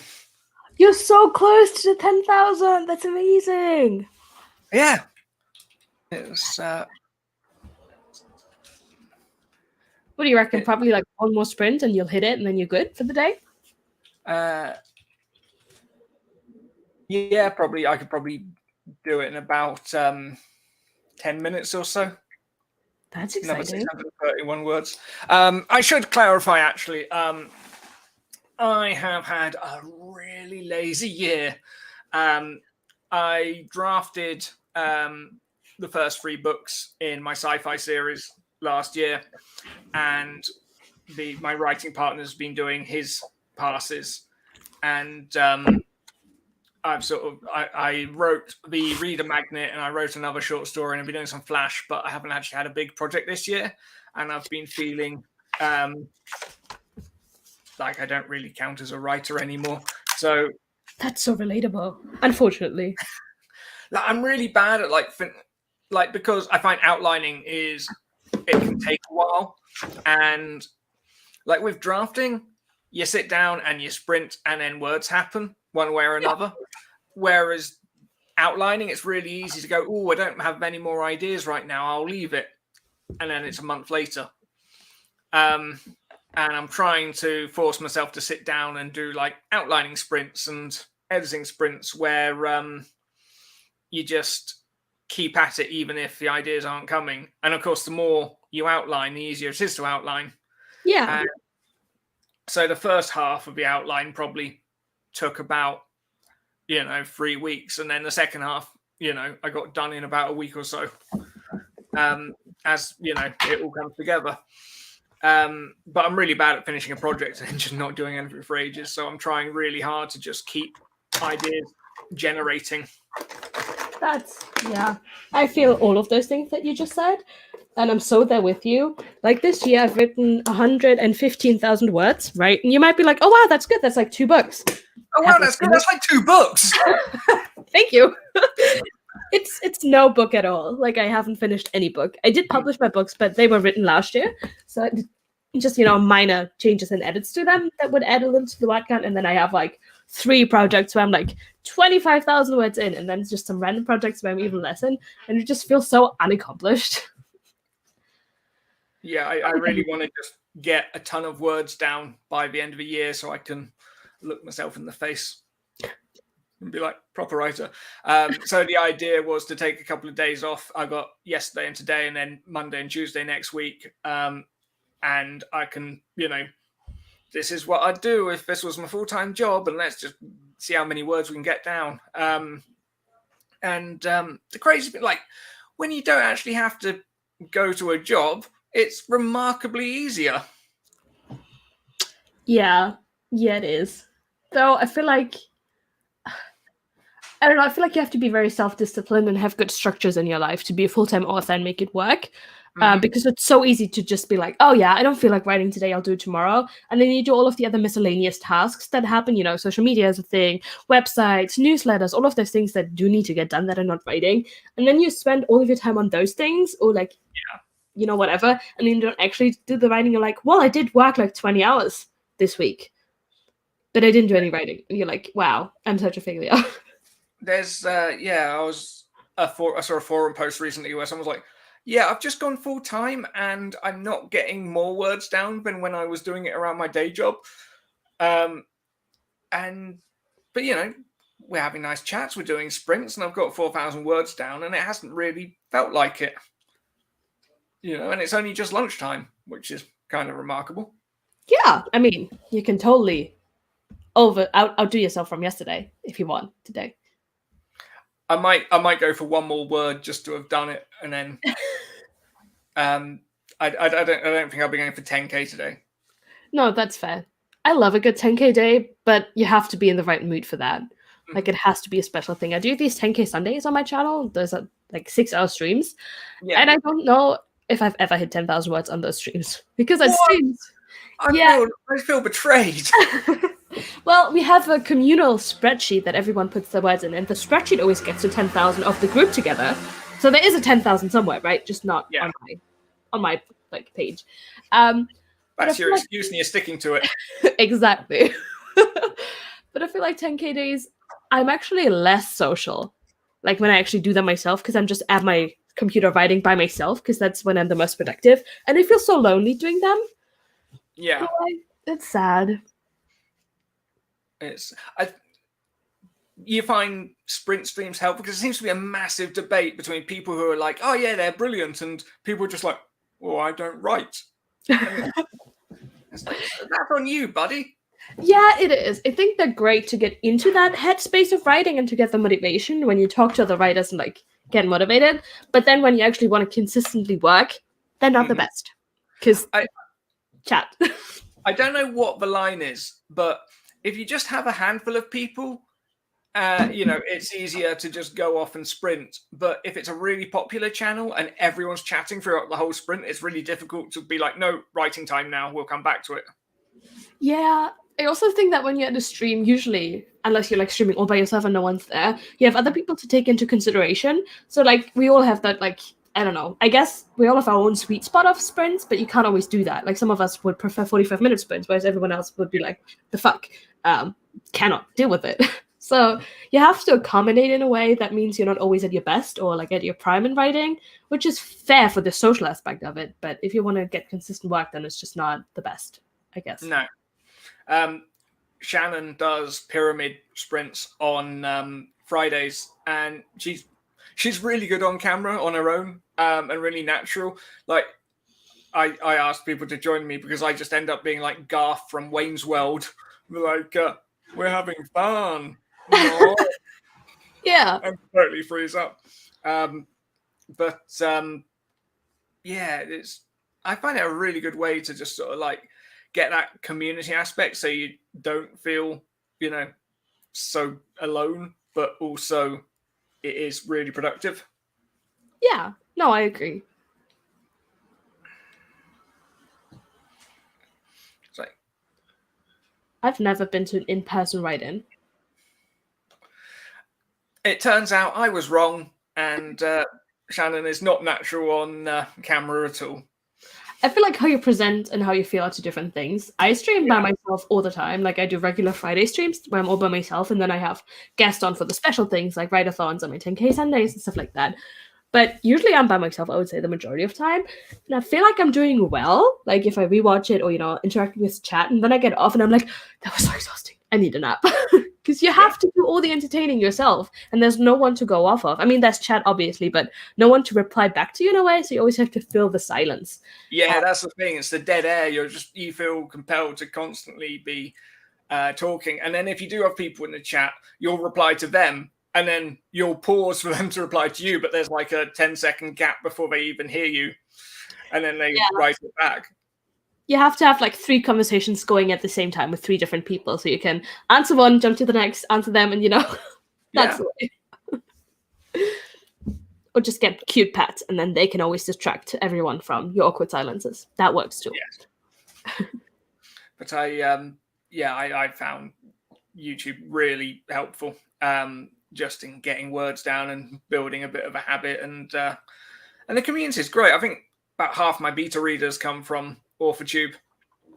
Oh yeah, I think the friendships you make are here are so different than the ones you'd make anywhere else, because we all do the same things, right? Not just writing, which a lot of people do, but also the streaming and also the videos for some of us. It's a special kind of bond, I think, and yeah, I don't know. I'm just significantly more likely to beta read or like give my book or anything to other people in the community of AuthorTube than I am to anyone outside of it. And the amount of people that I just end up talking to, I'm just like, where the hell would I ever have got into a conversation with you in real life? This is madness. Yeah, but I think that's the beauty of it too, because we would probably never have met. Like, I feel like we're 2 very different people in 2 very different places, and so like it's so nice that AuthorTube does give us that opportunity, because you meet new people. Absolutely. And then that helps you get a different view on life sometimes, and incorporate that too. How have you been finding TikTok? Oh, I love TikTok. Though it's been frustrating because I had it forever, and then I actually started posting to it pretty regularly, and I went from like 200 followers to 1,000 in like 3 weeks, and I was so happy because I was like, I finally figured out the algorithm, and then they changed it. Oh, damn it. Yeah, and it's fine. Like I'm slowly getting back into it. But the instant reward isn't there anymore. And that's kind of put me off. Yeah. Because it was so nice to log into the app and see 25 new followers or 30 or whatever. But it's nice. I feel like I'm now just starting to find the same type of community I have on YouTube and Instagram on TikTok, where I have specific friends that I always comment on and stuff like that, Yeah. I think I'm around 500 followers. And then it sort of flattened out. And I was posting every day, and I'd sort of take half an hour on a Sunday and just record, a week's worth, and I'm fallen out of the habit of that, and I've not really gotten back into it yet. And I feel really bad because I get about 600 or 800 views on a video, which is really good, but I don't necessarily see that translating into comments or interactions or follows, and I'm a bit like, oh, am I getting anything out of this? But it doesn't actually take much time, so I try and keep pushing on. I've heard that now that they've changed it again, you're not actually supposed to like post every day, what everyone's been saying, but rather, produce the good content over the lots of content. But I don't know how to do that. Like, my views have been pretty much stuck at like 200-300 views. And I'm just like, what am I doing wrong? Like, is it my content? Is it not fun? But then I see other people do the same exact thing. Like, not copy, obviously, but like, if you're in the author sphere, you do a lot of similar content to other people, right? And they get like hundreds and thousands of views. I'm just like, are they just better than me? Prettier than me? What am I doing wrong? And it's just so no one gives you answers, which I think is the worst thing about TikTok. For you? Yeah, I get confused by that because I don't think anyone is prettier than me. Correct. Yes. But I try not to do too much that's like aimed at authors, but then that's really easy and people interact with. So you tend to do a bit, and I try and talk about sci-fi and stuff, and that can work. I came up with a really good, like, something that I stumbled upon that really helped me was going through Amazon, going through like your top 100 in your genre, and then subscribing to those newsletters and seeing what they did. And I did a TikTok about this, and someone just commented, but then would you have to read the newsletters? No, you just subscribe and delete them when they got to your inbox. Yeah. That's what? Of course. What? It's like, well, if you want to see how people who are successful in your genre are doing it, maybe.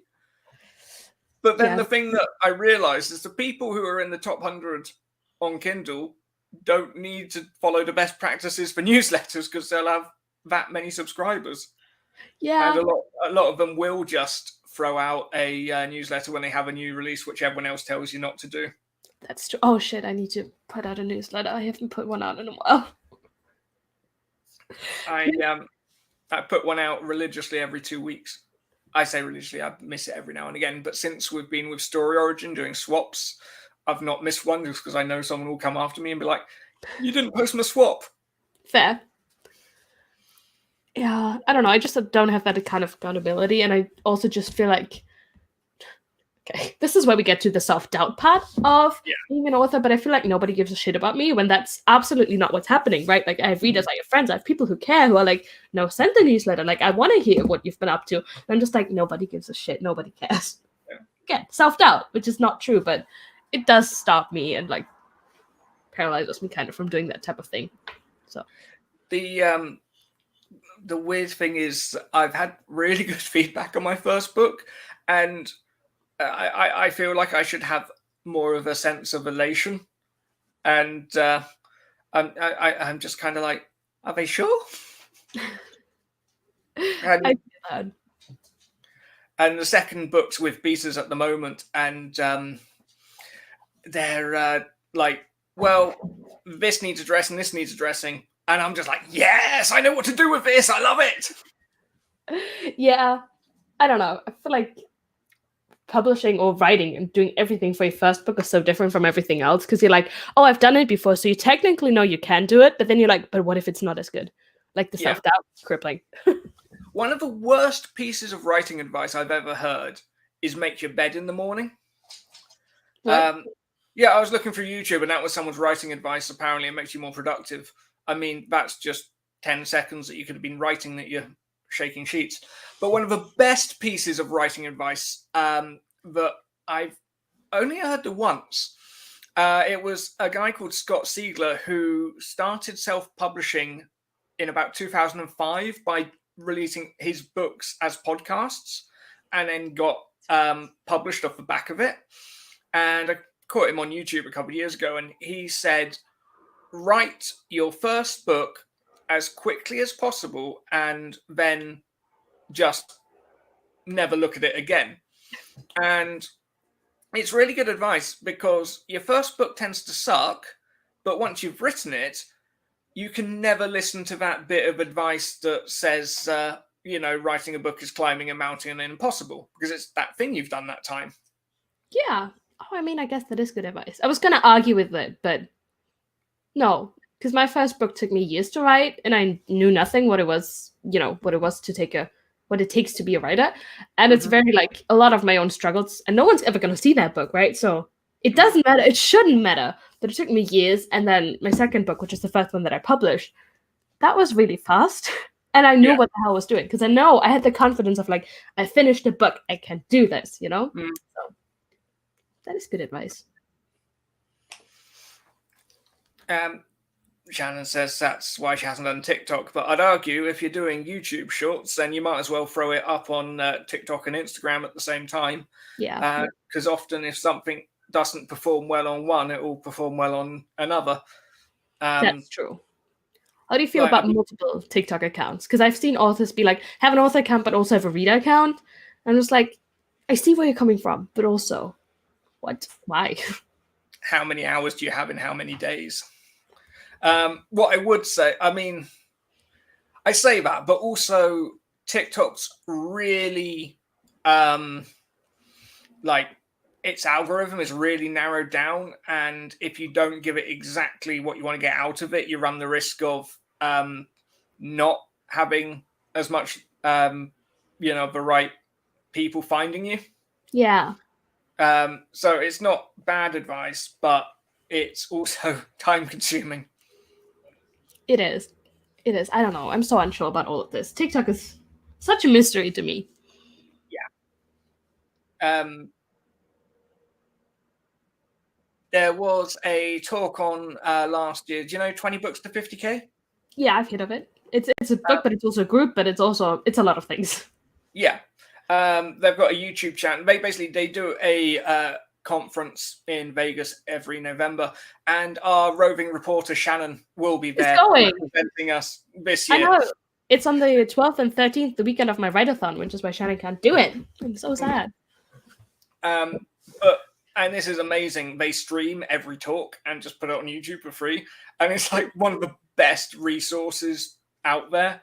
And I'm sure they could put it behind a paywall and charge $1,000 and people would pay it. There's a talk on TikTok from last year's Vegas conference, which is worth a look at. That was sort of one of the things that made me go, oh, go on, let's give it a go then. I'll definitely check that out.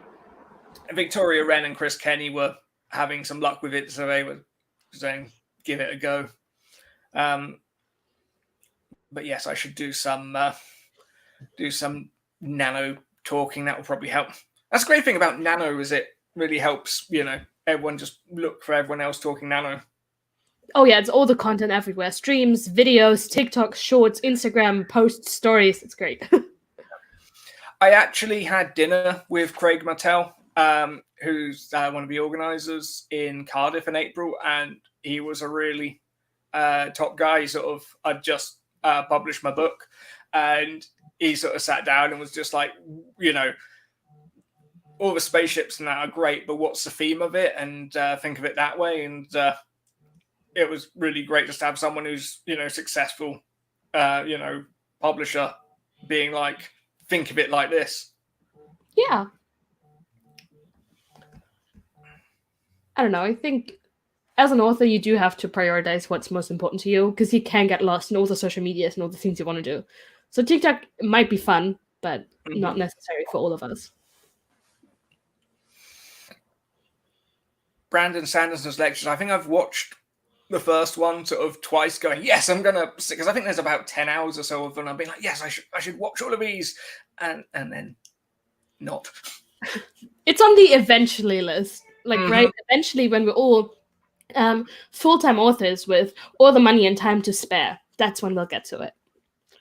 I have to say, I do sometimes fall into the trap of, I've got a book out. I probably know enough to be getting on with. And then you hear people who've published even more books being like, yes, there's a new How to Write a Book, and I've read it. And I'm like, yeah, you can always stand to learn more. You can, but you don't have to do all the learning always, I think. Like, obviously, you have to keep learning, but you don't have to read every book everyone else is reading, and you don't have to take every course everyone else is taking. Like, you have to choose what makes sense for you, and not just listen. But if you want to sign up to my course, right? I really should set up a course for my patented story sheets method, teaching everyone how to outline with spreadsheets. You should. It sounds like a good idea. I don't know. I think Brittany Wang did a whole series on serials on her channel with like multiple videos and stuff like that. But there's not that much on serials as there is on, novel writing. So there's a market to be conquered. Yeah, quite possibly. I just want to write books about spaceships. Very fair. I am. Do you write to market? Not really. I mean, I write what I want to write, and then I make it a little gayer than it was before, and then I'm happy with it usually. Mm-hmm. That's my strategy. I sort of came up with what I'd want to write, and then I did look at K-Lytics and see what they said about it, and lucked out that they didn't say no one reads that, dummy. But military sci-fi seems to sell more than sci-fi where they're civilians. I don't know why, but they do. And I'm kicking, and like I didn't think, ooh, I should jump on that, but I did have an idea that sort of fit in with that. And, it could be that it sells more and that's great, or it could be that there's twice as many people trying it because they think it sells more. Yeah. But I was watching a documentary about, do you know the Mary Rose? It was a ship in the 15th, 16th century. A while ago. And they were, it was an English warship, and they were sailing off to shoot the Spanish, as one does. And Henry VIII was there to see them off, and they all ran to one side to salute him with cannons, and the weight sunk it. And in 1982, there was an archaeological project to raise it and preserve it. And I was watching a documentary about this and how the Royal Engineers from the army were brought in, and they were interviewing them all. And when it was happening, Argentina had invaded the Falkland Islands, and the British went to war. So, you got these military guys who are trying to raise a ship when all their comrades are going off. And I'm like, that could be interesting in space. Oh, yeah. That sounds like a fantastic idea. Thank you. I'll use that as my cover quote. Oh, that's so fun. When you have author friends, you can just quote them and put, author of XYZ. And no one has to have read that book, but it looks so official and it looks so good. And you're just like, well, yeah, they're just my friend and they said it once, but it looks good.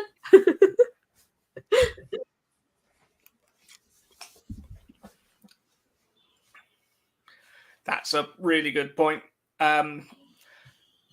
If you can know who your ideal reader is and, get as many of them on your newsletter, then you're laughing, even when the robots take over. Oh yeah, my Instagram account got not banned, but it wasn't working 2 days ago, and I was like, this is why people have newsletters. I'm crying. So Yep. But I mean, wait, you released yours last year and I released mine this year, so yeah, dystopian is not doing so hot right now. I wonder why. I mean, but I feel like writing to market or writing to readers is fun and all, but if you're not enjoying it, what's the point? None of us are in positions where we make the bank to justify not enjoying writing. So absolutely. But then if you're not enjoying it, then you're doing it wrong. It's if you read Chris Fox's book on it, he talks about you want to find something that, there's an audience for that you enjoy and find that middle ground rather, that's why I'm not writing romance. Oh, I love romance. And it's like, I've never read romance. I'm sure if I read some and had a go at it and put them out under the pen name Sheila Lady Writer, I'd be great. Yeah. But it doesn't appeal to me. No, that's very fair. I also think the whole discussion about pen names is very interesting because newsletters and like all of that is great if you write the same thing, but then you have to have a different one for every pen name. But the work that has to go into that, I don't even want to think about it because I am writing mostly young adult fantasy and dystopian, which I feel like goes very well together, right? Like you clump those together anyway. But I'm also writing new adult romances currently, so that would have to be a pen name, and I don't even want to think about how I'd go about that. Like new accounts everywhere, new marketing, new everything. It's just. Is your name Anne? Yeah, so Anne Sophie are my first and middle name, so I could, use my last name for something, but that sounds so German, and I don't want to do that. So I'll figure it out eventually, but yeah, I was originally I speak to so many people on AuthorTube, and I get to know them really well, and then realize they've never even told me their name. And then we release under Bradley Lejeune because my writing partner is Malcolm Bradley, so it's like a law firm. But people on will message me on TikTok and be like, "Hi, Bradley," and I'm like, "I'm not." Okay. Very fair. Yeah, I see that. But yeah, it's like I've written a zombie short story, and we've talked about releasing it to the newsletter, and it's like, is that too far from space opera? And we've talked about urban fantasy, and there's like writers like David Mack who do space opera and urban fantasy, and obviously like Joss Whedon went from Buffy to Firefly and stuff. So it's like they're not at opposite ends of the bookshop, so you probably could pull it off. Yeah. But we've talked about if we do solo projects, how we handle it, and because it's an open pen name and we both write the newsletter, people won't be too shocked, but as if we'd never mentioned it. But we wouldn't put out a romance and then use that newsletter. I was thinking there's some authors who have like separated newsletters where you can sign up and then you click like, I want the author news and I want the reader news and whatever. And I was thinking maybe you could do something like that with your pen names if you have them, like have a general newsletter and then be like, if you want author content, click this box. If you want dystopian content, click this box. If you want romance content, click this box. Because I think that would possibly work. I don't know. I use Wix and it seems like you can do that where you just have different newsletter lists for all of those things. There are ways to segregate your newsletter, so you can basically do that through most like the platforms.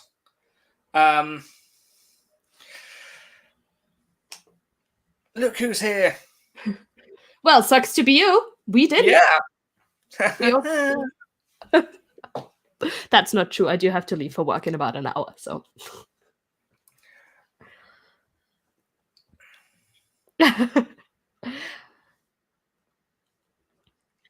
Yeah, exactly.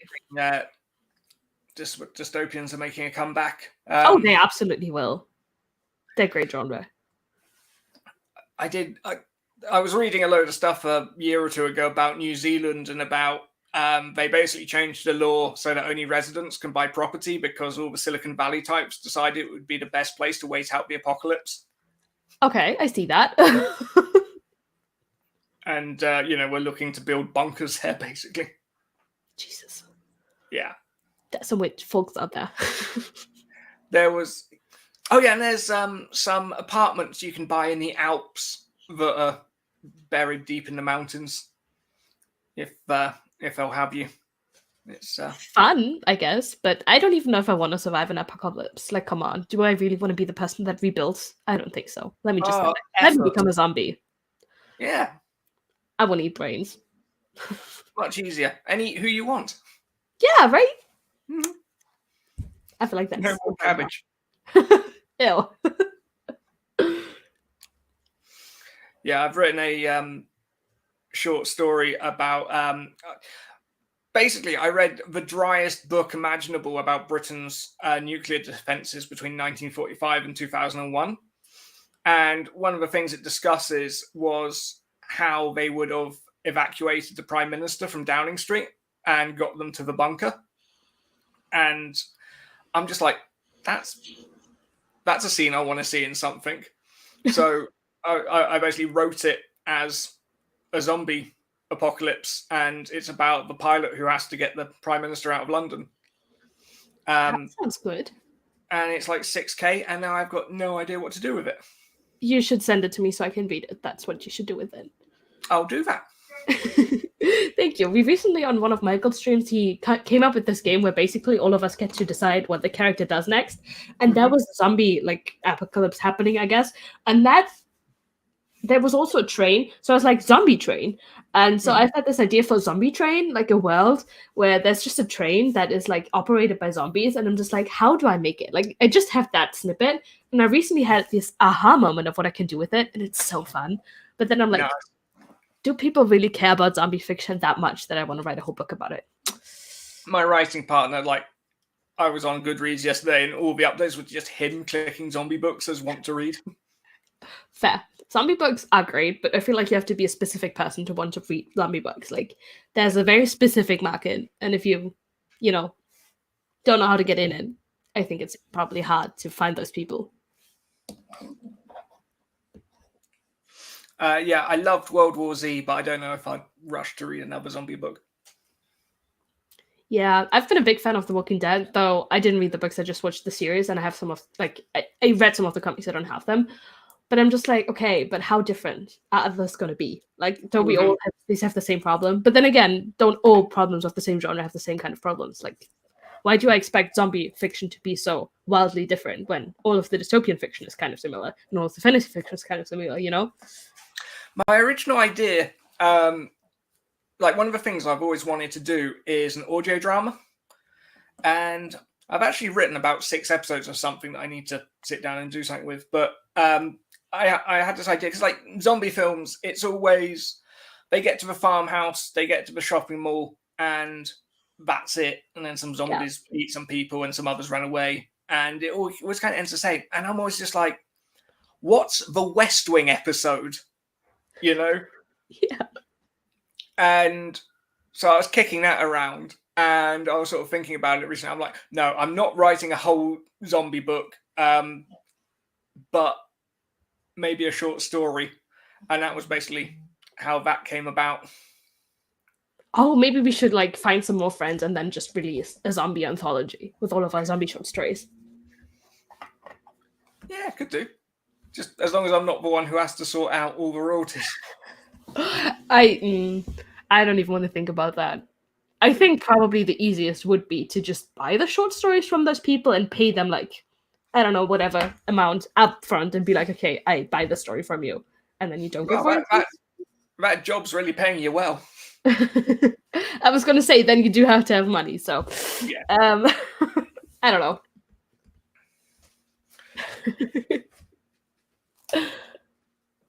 My puppy is doing weird stuff on the balcony. Yeah. Nina has volunteered to take charge of the zombie anthology and pay everyone up front. Brilliant. Thank you, I don't think that's what that comment meant.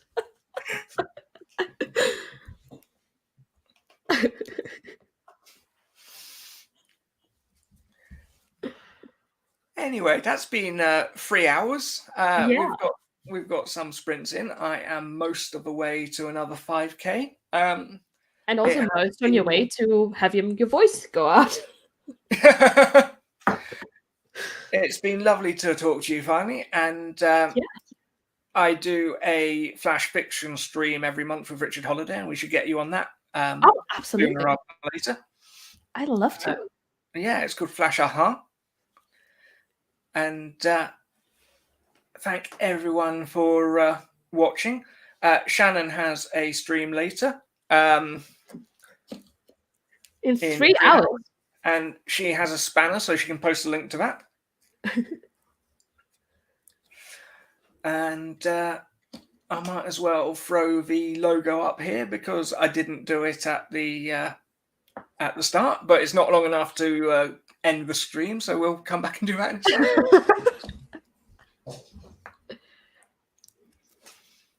That's so cute. Oh, I love that. Thank you. Do you want to do a quick outro and tell everyone where they can find you? I've seen these things before. Oh, yes. Okay. So sometimes I'm really good at these and most times I'm not. But I'm Anne and I have a channel and I have books. This is them. Ouch. They're on Amazon. And I'm happy to have been here. I stream every Friday at noon. Is it noon? I think it's noon EST. No, CET, which is 6 a.m. EST usually. And I have a write-a-thon coming up on the 12th and 13th. It's 30 hours. I'm running it with my best friend Celeste. And it'll be fun. So come hang out with us. I think we start at 8 a.m. EST on my channel, which is Anne Sophie, and linked in the description. So that's me. Fantastic. Thanks everyone for watching. It's been great. I will be doing more of these sporadically throughout Nano, but these were my pre-planned ones. If you like space opera, check out the McMurdo Rift. Cheers, guys.